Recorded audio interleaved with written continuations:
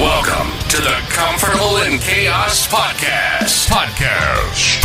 Strangle your demons and let's go. Y'all need Jesus!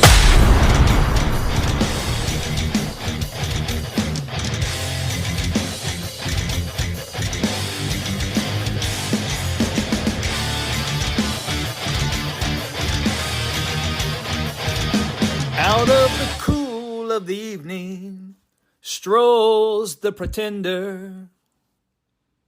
Maybe Jackson Browne was right. Maybe we're all just pretenders. Maybe our politicians are pretenders and we are just pretending that we're actually being led.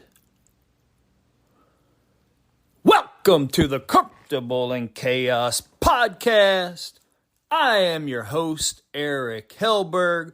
We're iron sharpening iron over here, living a month in a day, faux show. And we have no special talents, just like Einstein said. We're just passionately curious about all things pertaining to men. How in the hell did we get here, and where is it that we want to go? And since we're talking about pretentious and/or pretending politicians, the majority of which are men, although we do have quite a few women, but the majority are still men in every state house in America. And it may differ if we get down to some county and/or municipal governments, but for the large majority, men. And I'm wondering, we have this thing known as separation of church and state. Thereby, there's supposedly some form of delineation between morality and governance. Okay, well, that may be the case under law, but where in the hell do we get our virtue? Moreover, how do we get a good elected official and/or politician? Should they not be a man or woman of virtue in order to go do the bidding of those that elected them into that office in the first place? Now, let's just go ahead and say it. The public eye, notoriety, power, and prestige as you become one of those, and/or you have the ability to rise up as your popularity grows. Certainly one of the intoxication of the masses, more specifically for those individuals, because that means they are approved of and/or adored by the masses. Yeah, very powerful drug for a man. Now, I would say those are the ones with malfeasance in their hearts, and let that run where it may, because everyone has their own standard bearer for that type of politician. And we've had many of them who have risen up to the highest echelons of power. But I would venture that would be good-hearted be the right descriptive? How about this? They have an altruistic bent based upon their God-given abilities and/or their profession. We know many of them are lawyers. And they think they can make a change and/or do some good, actually work on and demonstrate the will of the people, that being the people that put them in their respective position in the geographic locale that voted for them. And each geographic locale has its own particular complexion, its own particular culture, its own particular industry, its own particular things within that part of the country that makes it unique. So that would be its special concerns. I think we do have a group that goes in wide-eyed, wants to do well, and somehow they get circumvented and/or they hit up against obstacles, and in order to continue, maybe sometimes it becomes a point of diminishing returns whereby they're simply trying to still operate in that capacity, albeit with a hand or a leg tied behind them. Yeah. Now, I would also say the higher you go up, if you lack virtue, it's a real easy system in which to get lost in and be like everyone else. I think that's what has kind of touted along the lauding of a truly independent candidate. And I think that's where that gets a lot of fanfare. But the thing is, there's no independence with regards to who they are going to have to appease and or negotiate with in order to craft and or govern policy. So that in and of itself makes it prohibitively difficult. It's the system. Now, I would say that virtue will allow you to modulate that a bit, but look what happened to Christ. No one in those positions is Christ, right? Look at what happened to all 12 of the disciples. They met agonizing deaths. So, when you stand for the voiceless and or you try to express your voice for where it could possibly create the most impact, well, you may be deemed unsavory. You may be deemed confrontational. There are so many aspects to it. Very, very hard. But I think we still have good men and women that want to make a change. I happen to be married to one. I think she definitely fit that. Didn't need the job, so certainly wasn't seeking it for a position of recognition and or power. Within her own world, she already had that and was content with where she was in life. Didn't need the paycheck and or the benefits. She had already been blessed considerably as a result of a great degree of hard work over many, many, many years. So, like I mentioned earlier, what she did have was an opportunity that was brought before her. She truly thought she could make a difference and that she could serve our respective locale better than it had been done before, and fully take into consideration the people and their concerns and voices whereby she was put there. She took it to heart.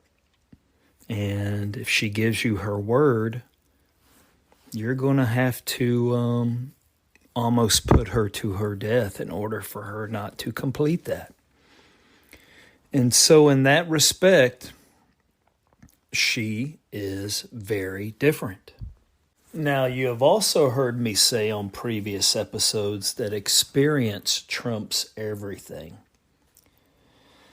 And I think being born of the people, walking through that dance of life with varied groups, having a varied, background and work experience and demonstrable success in each of those aspects greatly enhances your ability to go into a position that you do not need and then use your giftings.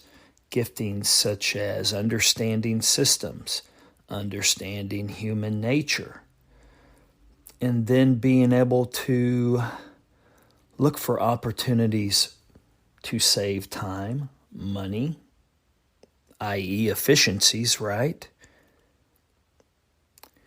You bring a simplicity to processes, find out what works and does not. not what the typical bureaucracy that we're always banging our heads wondering why would they do that. But instead, working your way through these and getting them to work for you and then finding out the best way. Really being a critical thinker and bringing that to levels of government. But you have to have a guiding principle in which to have that desire, especially if we're talking about virtue.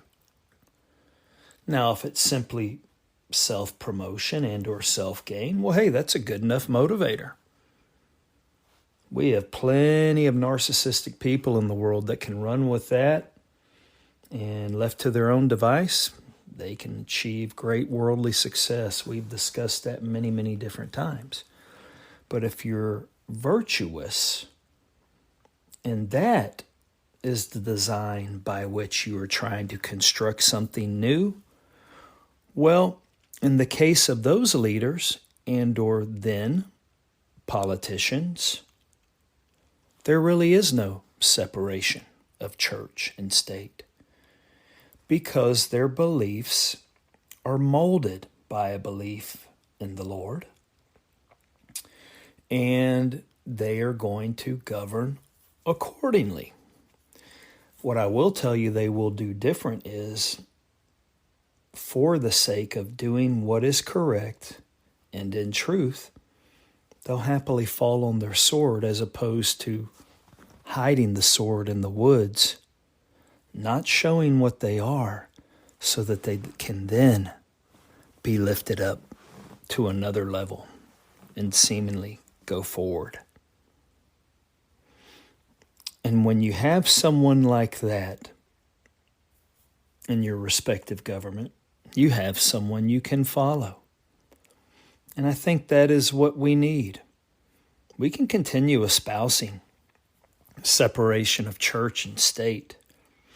Okay, we know it's codified in the law, but why don't we find more people that believe that way and will act upon it? And maybe that will allow us to place our faith in something bigger than the person and know that they have a standard of living whereby they have shown fruit in that area, governed their life by it, and it's something more reliable simply than what is being said. There is a pattern of behavior. There's a pattern of performance and a pattern of behavior. I'll tell you another caveat that makes a potential leader more trustworthy. That in order to get into the office that the people put them in, that they actually undergo a great deal of sacrifice. Their reward is not that office. That in and of itself is actually nothing. They have to forego a great deal in order to be your public servant. Now, how could that be? Well, all I can speak upon is my own personal experience. I knew the time involved in events whereby I wanted to accompany my wife, and the ones that I did, and I loved it because I could be by her side, be part of that team, be helpful, but we still have 2 children. So someone always needed to be with them. I guess you can forget about them. Or you're old enough where they're grown. Okay, maybe so. But you forego time. That's a great sacrifice if it is meaningful to you. I mean, shoot. That is essential because when you're into the community involvement aspect of it, that's where you go everywhere within the constituency that you want to represent. And you find out what actually matters to these individuals, where their concerns lie, and how you know that those needs can be met sincerely, because you're talking one-on-one. There is a great deal of openness because there is no faux, meaning false barrier there. You went to them with the aspiration of finding out what it is that they want, and you are learning. And this is how it will actually be accomplished. But that takes time, effort, lots of it. And heck, I know in my case, my son and I, we visited so many people. Father-in-law was with me too. His Spanish obviously is much better than mine. You have bilingual voters too, right? Yep, heck, we even had to forego a lot of baseball practice to do those things. But it was worth every moment of it. And we learned so much more about the people in our community. And they learned so much more about us. And then, let's say you left a successful career. Well, you move on, you go to represent the people. Before that, other than communal activities and making your I would say, your community better and your civic involvement, now you're actually representing them on specifics of governance. But you forego your actual business that you are so adept at. That falls on someone else. Hey, in my case, I'm not nearly as systemic and or efficient as my wife. So just on a down home level, heck, we lost our CEO. We lost our chef. And I had to become the butcher, the baker, and the candlestick maker all in one. So because we believed so much in her, and so did the community, we were willing to forego that stability so that a bigger group could experience that same stability. They could get the benefit of that. And we had prayed on it, and we knew it was right, and we knew what she would deliver and make the community in which we live and for our kids to come a much better place. And I think anyone around her who has experienced her has experienced that. That is something you can hang your hat on. So you look at that, a year and a half into a campaign, a year into performing in her capacity, and that's a great deal of sacrifice. Monetarily, that's a big pay cut. And what she used to control for us, now that she does for others, that's a big pay cut. And I'm not nearly as good at it as she was. So that is the sacrifice. You know, I did an episode on will you sacrifice when it comes to your pocketbook? Well, I would think that those are some of the ideal things that you are looking for.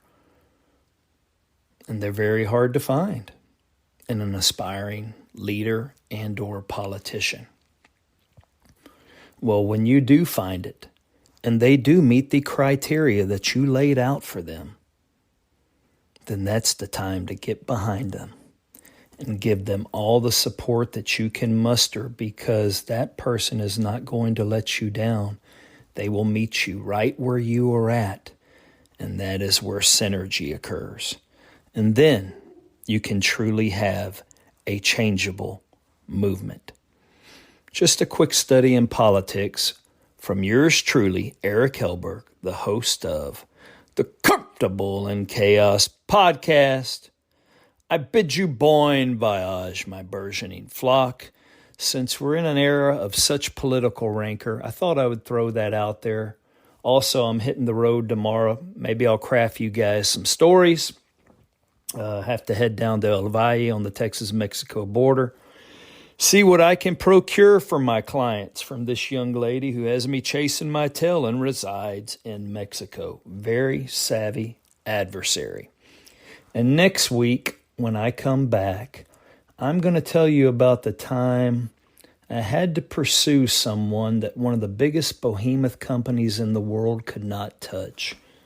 They resided in Carlsbad, New Mexico, but they were a joint DEA, FBI informant.